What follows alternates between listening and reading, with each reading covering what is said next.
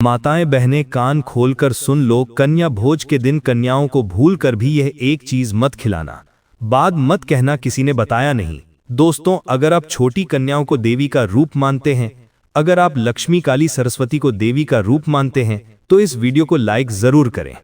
आपके घर में भी एक कन्या होगी, यही देवी का साक्षात रूप है।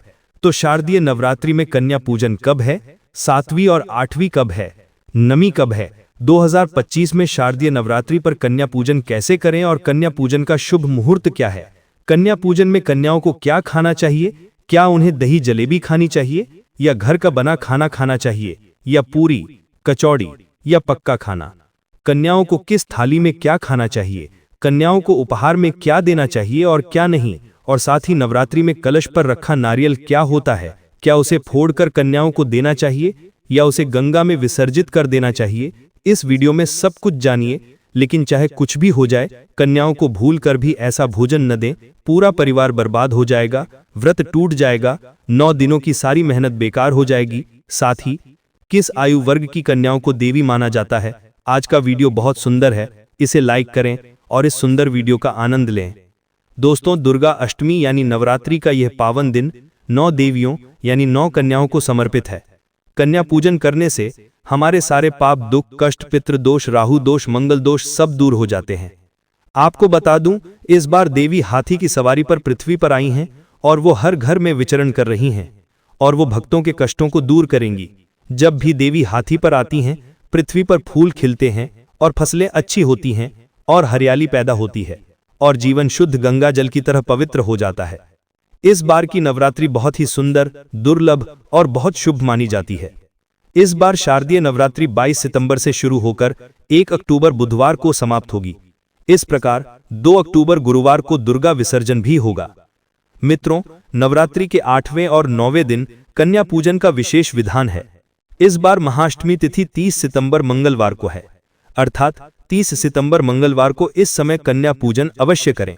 और यदि आप 9 तारीख को कन्या पूजन करना चाहते हैं तो वह 9 तारीख 1 अक्टूबर बुधवार को है।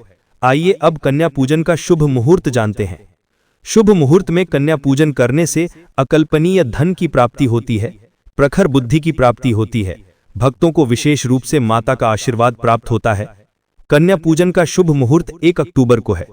अक्टूबर माह में कन्या पूजन के भी कई शुभ मुहूर्त बन रहे हैं।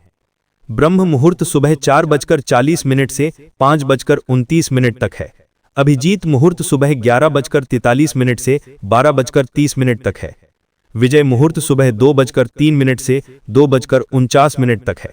इसके अलावा गोधूली मुहूर्त सुबह 5:55 से 6:19 तक है। इस समय आप कन्या पूजन कर सकते हैं।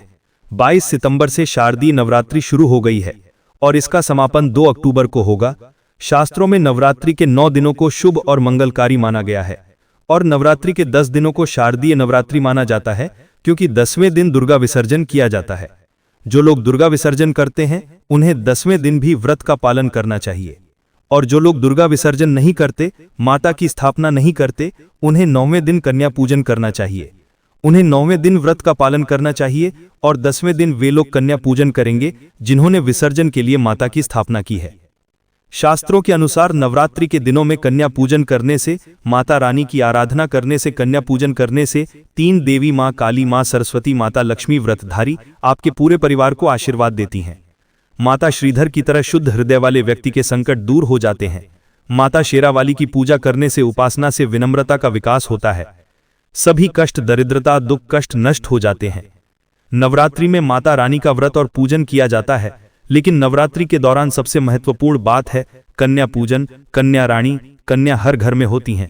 कन्या देवी होती हैं, कन्या माँ होती हैं। कन्या प्रकृति की सबसे अमूल्य और विशेष देवी हैं। उनमें 9 देवियां निवास करती हैं। विशेष रूप से माता काली, माता सरस्वती, माता लक्ष्मी का वास होता है। उन्हें कष्ट ना दिया जाए, उनके सच्चे प्रेम, पूजन और सेवा से वे प्रसन्न हों, इसीलिए शास्त्रों में कन्या पूजन का विधान है।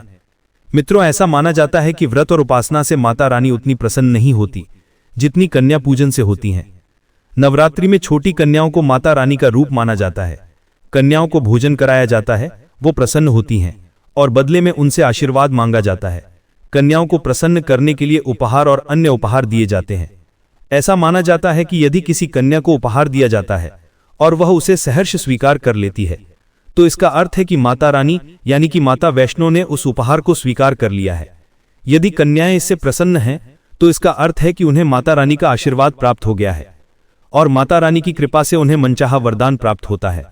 नवरात्रि में 2 से लेकर 9 वर्ष तक की कन्याओं को माता रानी का आशीर्वाद प्राप्त होता है।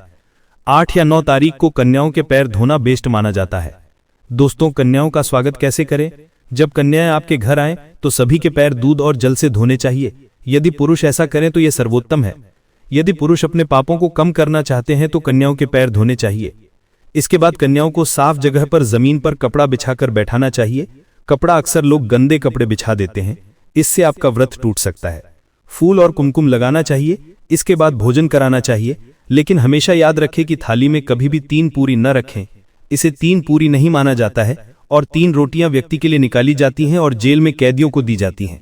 ऐसे में कन्याओं को कभी भी 3 पूरी न दें, लेकिन आप 1-2 पूरी दे सकते हैं। इससे 3 की संख्या विभाजित हो जाती है। दोस्तों, कन्याओं को भोजन कराने के बाद अंत में कन्याओं को लाल घूंघट ओढ़कर आकाश में उड़ जाना चाहिए और खाने में खीर, पूरी, हलवा, चना, आलू की सब्जी, छोले आदि देने चाहिए। पनीर आदि भी दे सकते हैं, लेकिन भूलकर भी लहसुन प्याज का इस्तेमाल ना करें, वरना अनर्थ हो जाएगा। क्योंकि हमने आपको शुरू में ही बताया है कि कन्याओं में माता लक्ष्मी, माता सरस्वती और माता काली का वास होता है।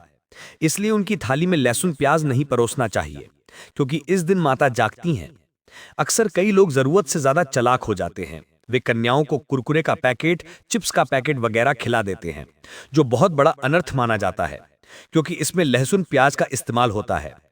इससे आपका व्रत बिगड़ सकता है। जहां आपने 9 दिनों तक लहसुन प्याज का परहेज किया, वहां मां दुर्गा नाराज हो सकती हैं। लेकिन अंत में आपकी ये गलती पूरे व्रत को बिगाड़ सकती है।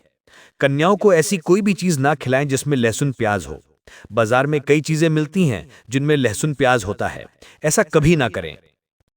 दोस्तों, बहुत से लोग नवरात्रि के दौरान घर पर खाना नहीं बनाते हैं। वे बाजार से बना बनाया खाना खरीद कर कन्याओं को खिलाते हैं। वे दही जलेबी भी खिलाते हैं, जिसे शुद्ध नहीं माना जाता है। आप दही जलेबी खिला सकते हैं, लेकिन ये कन्याओं को विशेष रूप से नवरात्रि के दौरान शुद्ध भोजन खिलाने के लिए है। नवरात्रि के दौरान आपको घर पर बना बनाया खाना बनाना चाहिए। माता रानी बहुत प्रसन्न होती हैं। घर पर बना बनाया खाना कन्याओं को खिलाना चाहिए। हमेशा याद रखें कि कन्याओं को प्लास्टिक के कटोरे में भोजन नहीं खिलाना चाहिए। ऐसे बर्तन पूजा के लिए शुद्ध नहीं होते और अशुभ होते हैं। कन्याओं को हमेशा स्टील के बर्तनों या बर्तनों में भोजन करना चाहिए। आपको बाजार में पत्ते मिल जाएंगे। पत्तों से बनी थालियां बहुत सस्ती होती हैं। आपको ये 5 रुपए या 10 रुपए में आसानी से मिल सकती हैं। इसे बहुत शुभ माना जाता है। प्लास्टिक से बनी थालियां काफी सस्ती होती हैं।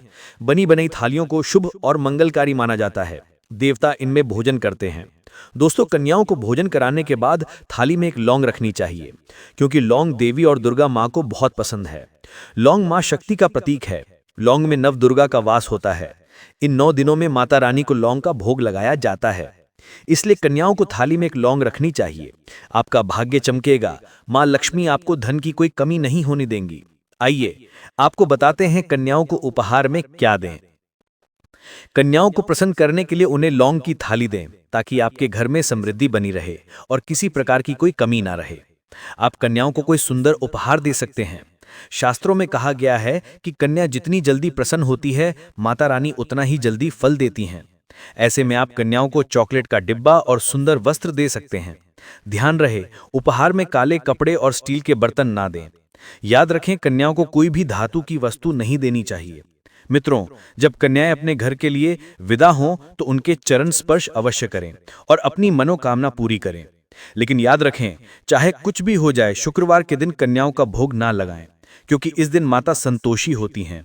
शुक्रवार का दिन माता संतोषी का होता है। उन 9 कन्याओं के साथ माता संतोषी भी भोजन और अमृत पान करने आती हैं। इसलिए कन्याओं को खट्टी इमली की चटनी, खट्टी इमली की चटनी, खट्टी इमली की चटनी, खट्टा पानी, सलाद पानी, खट्टा ना दें। इससे भविष्य में आपको बहुत धन मिलेगा। ऐसा माना जाता है कि घड़े के बीच में मिट्टी में 1 रुपए का सिक्का या कोई भी चांदी का सिक्का दबाया जाए तो घर में सुख समृद्धि आती है। देवी लक्ष्मी दौड़ी चली आती हैं। घड़े में हमेशा 1 रुपए का सिक्का डालना चाहिए। घड़ा खाली नहीं छोड़ना चाहिए, उसमें पैसे जरूर डालने चाहिए आदि। इससे परिवार पर माता का आशीर्वाद सदैव बना रहता है और जीवन में कोई परेशानी नहीं आती।